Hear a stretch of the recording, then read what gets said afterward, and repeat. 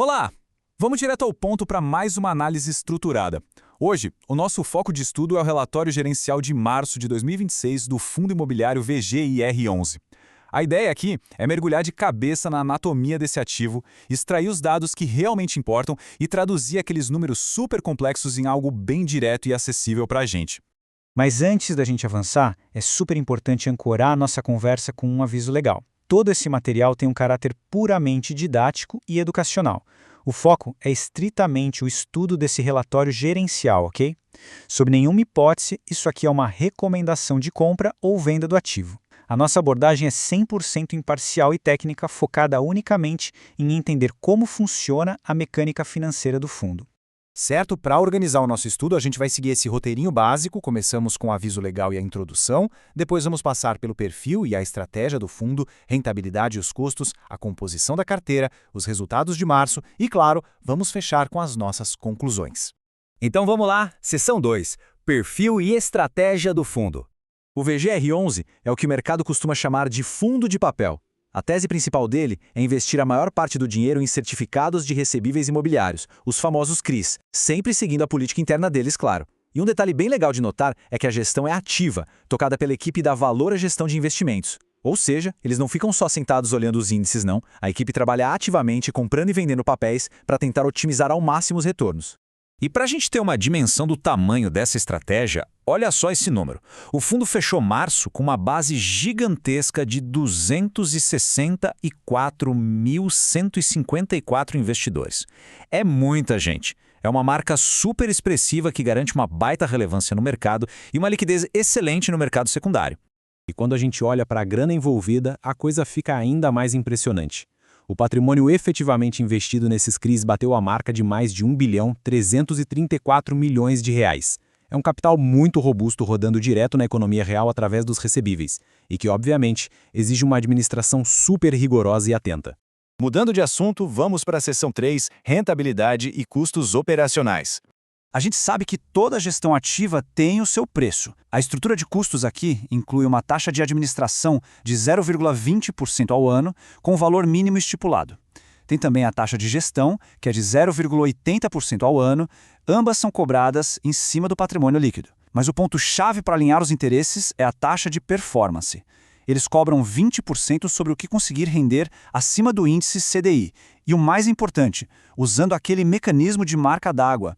Isso é excelente porque garante que a gestão só ganha esse bônus extra se realmente conseguir superar os resultados históricos. E qual é o resultado prático desse trabalho todo? Bom, a distribuição de rendimentos agora em março foi equivalente ao CDI mais 1,5% ao ano, isso calculando sobre a cota patrimonial. Mas o retrato anual chama ainda mais a atenção da gente. Nos últimos 12 meses, o fundo acumulou um retorno de CDI mais 2% ao ano. Esses números mostram bem claramente que essa gestão ativa tem conseguido se manter consistentemente acima do indicador de referência deles. O que nos leva à seção 4, a composição atual da carteira. É exatamente aqui que a gente vê onde aquele mais de 1 bilhão de reais está trabalhando. Temos uma concentração massiva, literalmente 94,4% do patrimônio, focada na estratégia principal de CRIs. E essa montanha de dinheiro não está em um lugar só. Ela está espalhada em 56 operações diferentes para diversificar. O restinho, os 5,6% que sobram, ficam no caixa. Isso é bem estratégico porque dá flexibilidade para a gestão aproveitar alguma oportunidade nova ou ajudar a estabilizar os pagamentos se a coisa apertar. Dando um zoom nessas 56 operações, dá para notar alguns padrões super claros. A esmagadora maioria está atrelada ao CDI. E estamos falando de papéis de peso, como o CRI Helbor pagando CDI mais 6,54% e o CRI Tecnisa a CDI mais 3,75%. Tem só uma fatia bem pequenininha atrelada à inflação, o IPCA. E quem são os devedores no final da linha? A grande maioria é do setor residencial, embora a gente também veja posições bem bacanas em shoppings e escritórios. Olhando para esse desenho todo, a própria gestão classifica o risco do fundo como médio. A gente sabe que operações atreladas a taxas que variam têm os seus desafios dependendo do cenário econômico do país, certo? Mas a saúde dessa carteira é garantida por mecanismos super sólidos. Hoje, a inadimplência não é vista como um problema lá dentro. As garantias por trás desses CRIs, como a alienação fiduciária e a cessão de recebíveis, criam um escudo bem forte para proteger o portfólio inteiro. Vamos avançar para a seção 5, os resultados de março. O ritmo de distribuição de proventos tem se mostrado bem estável nesse primeiro trimestre de 2026. A gente começou o ano com 13 centavos por cota em janeiro, deu uma leve escorregada para 12 centavos no mês mais curtinho de fevereiro e depois rolou uma normalização. Em março, os pagamentos já subiram e voltaram para casa dos 13 centavos por cota. E essa dancinha dos números entre fevereiro e março é uma verdadeira aula de como o caixa de um fundo funciona na vida real.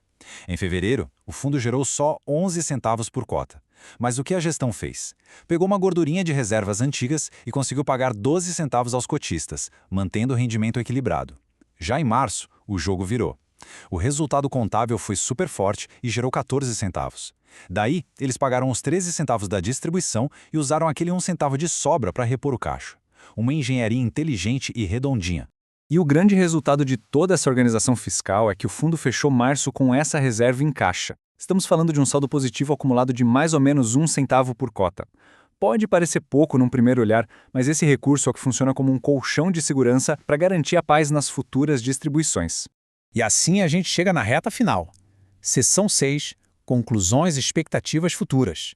Lendo os pontos positivos do relatório, fica muito claro o valor de ter gente experiente no volante. A gestão aproveitou as oportunidades e comprou quase 30 milhões de reais em novos ativos, como foi o caso do CRI João Dias.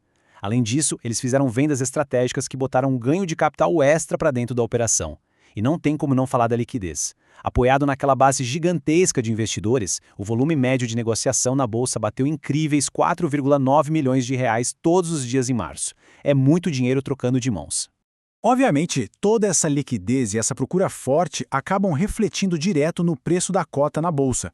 No momento do relatório, a cota de mercado estava sendo negociada a R$ 9,79, um pouquinho acima do valor patrimonial justo do fundo, que é de R$ 9,67. Isso joga o famoso indicador preço sobre valor patrimonial, o P sobre VP, para mais ou menos 1,01. Em resumo, o mercado estava disposto a pagar um pequeno ágio, um prêmiozinho para conseguir entrar nesse fundo durante esse período. E para fechar nossa análise de hoje, vale a pena a gente pensar um pouco no que vem pela frente. A equipe do fundo deixou bem claro que a carteira está super saudável e que o fundo é uma ótima alternativa de rendimento para quando os juros estão lá em cima. Mas a grande pergunta que fica no ar para todo mundo que estuda esse mercado é a seguinte: com uma carteira quase inteira amarrada no CDI, como é que as futuras montanhas russas na taxa de juros do Brasil vão ditar os próximos movimentos de proteção e crescimento dessa gestão ativa? É o tipo de coisa que a gente vai ter que acompanhar de perto nas próximas divulgações. Um abraço gigante para todo mundo que acompanhou a nossa explicação estruturada até aqui e até a próxima.